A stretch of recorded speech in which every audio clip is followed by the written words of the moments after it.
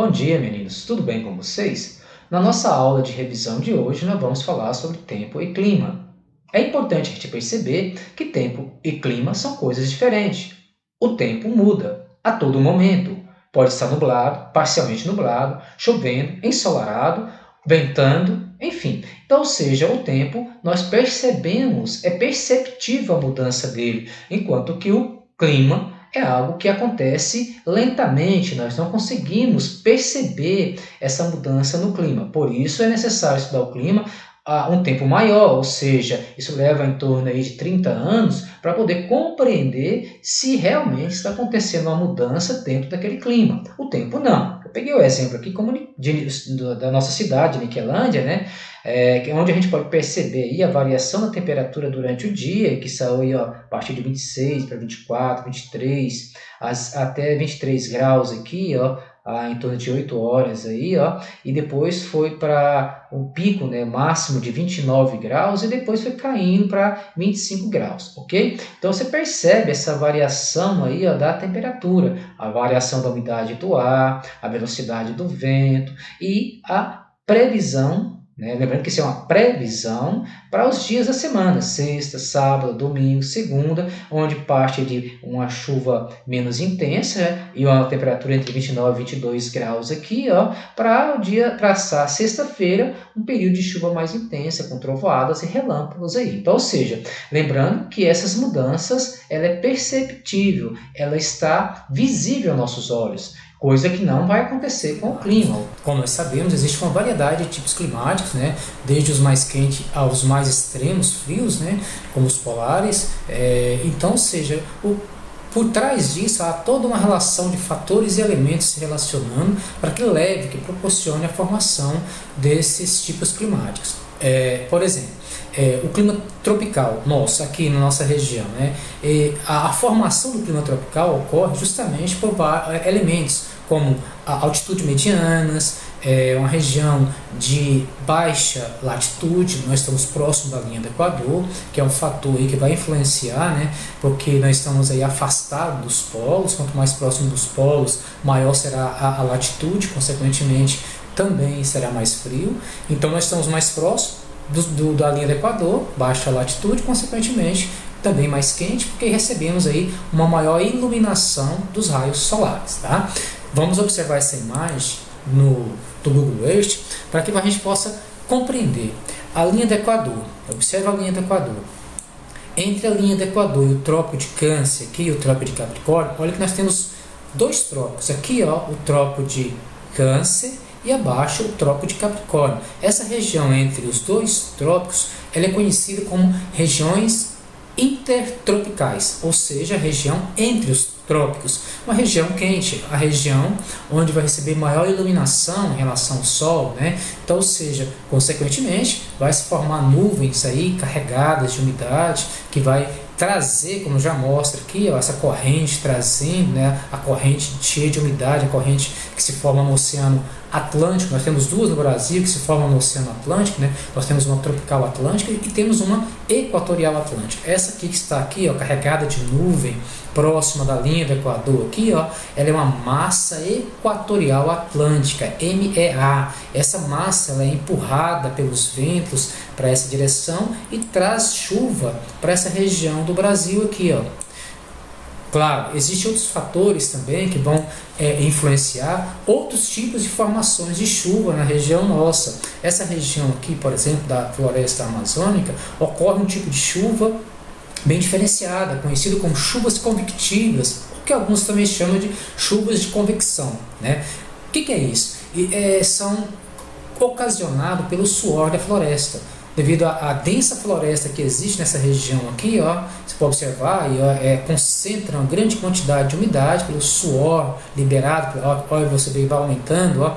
Então, ou seja, isso ocasiona chuva praticamente todos os dias na região da floresta amazônica. Consequentemente, né, aí dentro da floresta amazônica vai surgir então uma outra massa equatorial que é chamada de massa equatorial continental. Então nós temos uma massa equatorial continental que se forma aí dentro do interior do Brasil, na região norte do Brasil, na mata da floresta amazônica, e outra que se forma lá no oceano, que é a massa equatorial atlântica, tá? Então, ou seja, nós podemos observar que no Brasil nós temos 5 massas de ar atuando, né? Ou seja, além dessas 2 equatoriais, nós também temos 2 massas tropicais, que é uma massa tropical também continental e outra massa tropical atlântica, é a MTA, né? Massa tropical atlântica, e a MTC, massa tropical continental. Além delas, vai se formar aqui, ó, mais ao sul, olha aqui, tá aqui, ó, tá vendo aqui essa quantidade de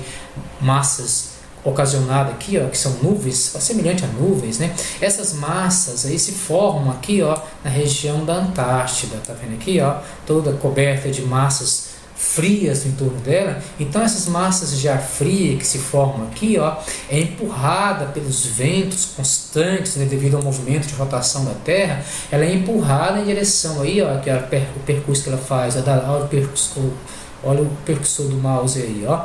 Então ela entra no território brasileiro, aí para você ver como é que tá branquinho aqui, ó. Então ela traz essa friagem para o interior do Brasil, e na nossa região aqui nós vamos sentir ela com maior intensidade, mais próximo do mês de junho para julho, né? Aí ocorre um fenômeno conhecido como friagem aqui, e outro também lá na região amazônica, também conhecido como friagem. E quando essa massa de ar fria ocasionada lá na Antártica, se forma lá na Antártica, ela é empurrada na nossa direção, o que acontece? Ela vai empurrando a massa tropical, a massa tropical nossa continental, ela vai recuar em direção à Argentina, e nossa massa equatorial continental também recua, ela fica pequenininho lá no sul do Brasil, então dando espaço aí para essa massa fria atuar no território brasileiro.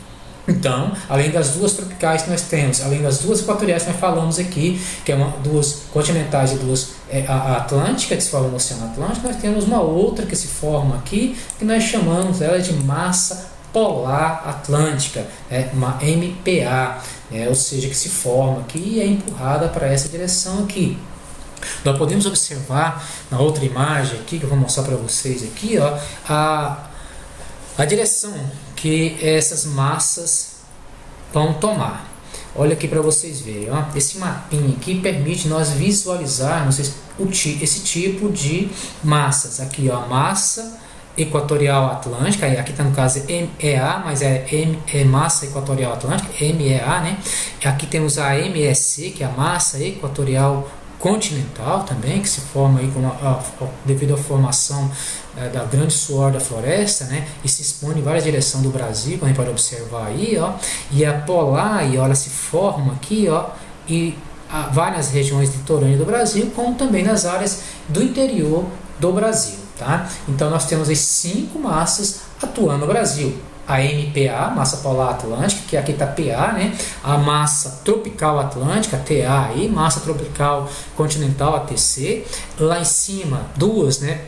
No oceano, a MEA, que aí está EA, né? Massa equatorial atlântica. E no interior da Amazônia, a MEC, que é a massa equatorial continental, tá? Elas atuam dentro do território brasileiro, ocasionando e proporcionando mais tipos climáticos que ocorrem no Brasil. Então, como nós falamos aqui, os elementos climáticos e os fatores, eles agem em conjunto, ocasionando a formação dos tipos climáticos.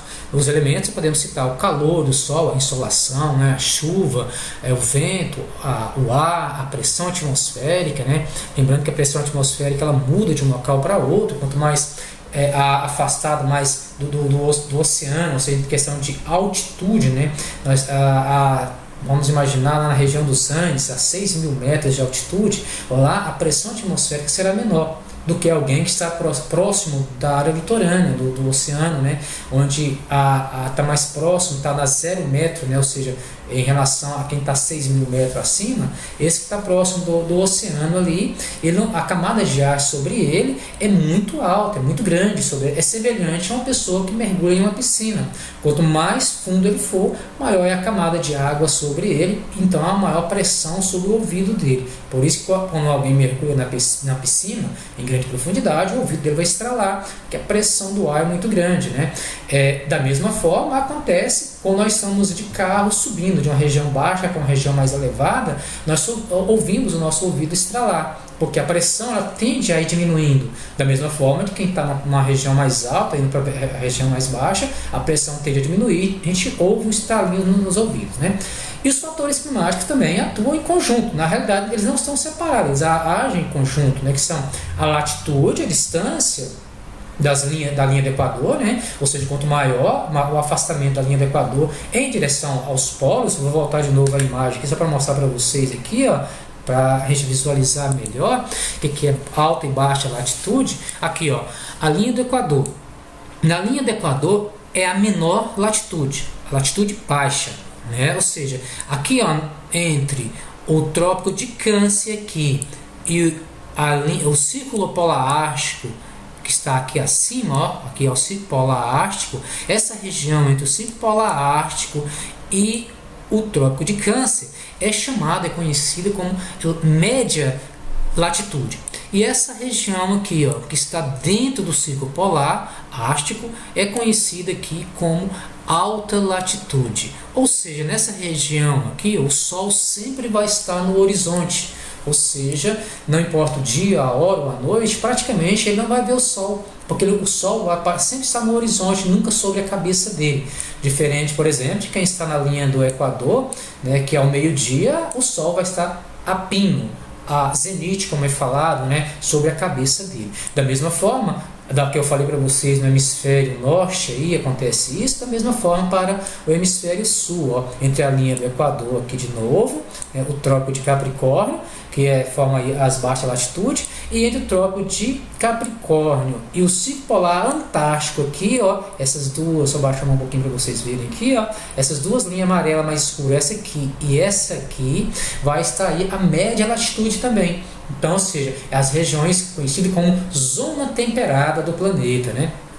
Tanto a temperada norte, que nós falamos agora, lá no hemisfério norte, e a temperada sul, essa aqui no hemisfério sul.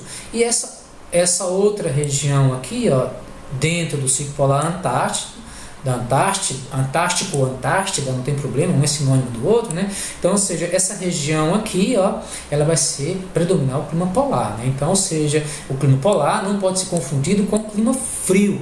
Nas regiões de média latitude, como eu falei para vocês, entre o Trópico de Câncer, o Círculo Polar Ártico, e o Trópico de Capricórnio, o Círculo Polar Antártico, essas regiões ocorre o frio. Clima frio é uma coisa, clima polar é outra, né? O clima polar é o frio extremo, abaixo de zero, né? Constante, enquanto que o frio ele vai variar, ele tem uma variação térmica diária, né? Ou seja, semanal, mensal, anual, né? Ele pode variar, pode se tornar mais quente, mais frio, enfim, mas nas regiões polares mantém quase que constante, ok? Então vamos voltar novamente onde nós estávamos lá, ó. Então os elementos aí são vários elementos e vários fatores se relacionando, então, tá? Quando o fator muda, um age mais que o outro, ou os elementos também, o clima tende a mudar. Vamos dar um exemplo. O tropical de altitude, o tropical típico e o tropical litorâneo. São tropicais, mas com características diferentes. Por quê? Porque o tropical que está próximo do litoral sofre a influência da massa úmida que vem do oceano, a maritimidade. Então, ou seja, aí ocasiona um tropical de baixa, de menor, né, vamos dizer, a altitude, e também, devido à proximidade com o oceano, recebe maior umidade. E vai ser um tropical mais úmido, então. O tropical de altitude, que ocorre, por exemplo, em algumas regiões do Brasil, como é o caso de Brasília, Anápolis, tem um pouquinho mais, vamos dizer, mais ameno, mais frio um pouquinho, ele ocorre justamente porque o fator altitude vai ser um pouquinho maior. Então, ou seja, conforme muda a forma de relevo, conforme a atuação dos elementos mudam de um para outro, o clima tende a mudar suas características. Na área litorânea, como eu falei, a maritimidade. Aqui na nossa região, que é um tropical típico, né, um tropical mais seco, ele ocorre por causa desse fator aqui, ó, a continentalidade, tá? A continentalidade vai atuar então, ocasionando, né, esse clima mais seco, esse tropical mais seco, porque aqui é o continente que vai liberar essa massa de ar seca que nós chamamos, que eu falei agora para vocês, massa tropical continental. Ela é seca, ela se forma no interior do Brasil e acaba agindo aí dentro do Brasil,